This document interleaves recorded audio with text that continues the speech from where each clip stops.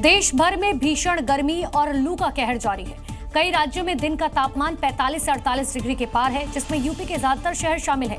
ऐसे में अब अगले कुछ दिनों तक लोगों को राहत की उम्मीद नहीं है। मई में चिलचिलाती धूप, भीषण गर्मी ने लोगों की मुश्किलें बढ़ा दी हैं।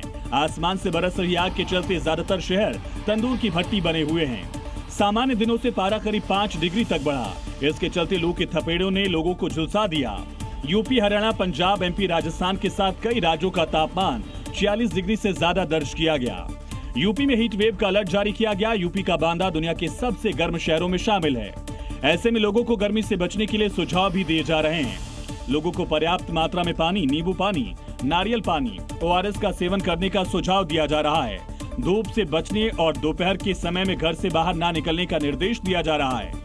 अगर बाहर जाना जरूरी ही हो तो सिर और चेहरे को कपड़े से ढक कर रखें और खाने पीने में हल्के भोजन के साथ ताजा फलों का सेवन करें।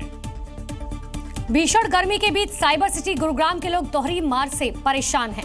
बिजली संकट ने लोगों की एक तरफ मुश्किलें बढ़ा दी हैं। यह हरियाणा की साइबर सिटी गुरुग्राम, जिसे हर वक्त जगमगाती सिटी के तौर पर जाना जाता है, लेकिन भीषण गर्मी के बीच शुक्रवार को गुरुग्राम में बिजली व्यवस्था पूरी तरह चरमरा गई। ट्रांसफार्मर में ब्लास्ट के चलते कई इलाकों में ब्लैकआउट रहा। करीब आधा गुरुग्राम अंधेरे से ढक गया। लोगों की जिंदगी थम सी गई।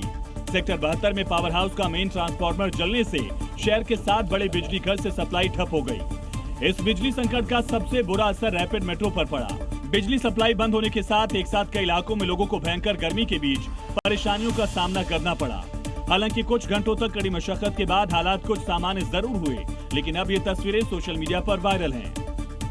राजधानी दिल्ली के शास्त्री पार्क इलाके में देर रात उस वक्त हड़कंप मच गया जब फर्नीचर मार्केट में अचानक से आग लग गई, जिसके बाद गुस्साए लोगों ने जमकर बवाल काटा।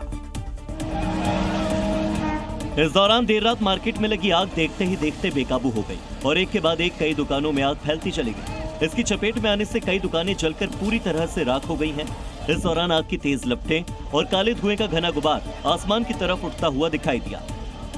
मार्केट में ज्यादातर दुकानों में सामान लकड़ी का था, जिस वजह से आग ने थोड़ी ही देर में विकराल रूप ले लिया। इसके बाद लोगों ने दमकल विभाग को फोन किया, मामले की जानकारी दी। आरोप है कि दमकल विभाग की टीम पहुंचने में लेट हो गई और तब तक कई दुकानें जल चुकी थी।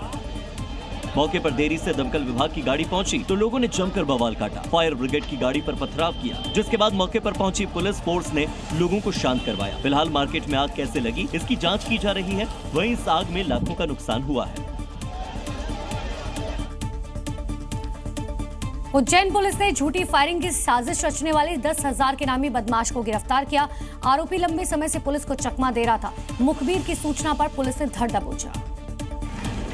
ये तस्वीरें उज्जैन के चिमनगंज मंडी थाना इलाके की है, जहां पुलिस गिरफ्त में दिखाई दे रहा ये शख्स 10,000 रुपये का इनामी बदमाश रौनक गुर्जर है। ये लंबे समय से फरार चल रहा था, लेकिन जानकारी मिलते ही उज्जैन पुलिस MR5 रोड गई और घेराबंदी कर आरोपी को पकड़ लिया।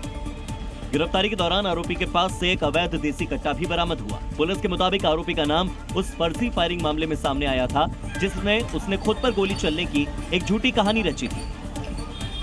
जांच में खुलासा हुआ कि पुलिस को गुमराह करने के लिए, दूसरे लोगों को फंसाने के लिए उसने फायरिंग की झूठी साजिश रची। गिरफ्तारी के बाद पुलिस आरोपी को लेकर इलाके में पहुंची, जहां भारी पुलिस बल की मौजूदगी में ही उसका जुलूस निकाला गया।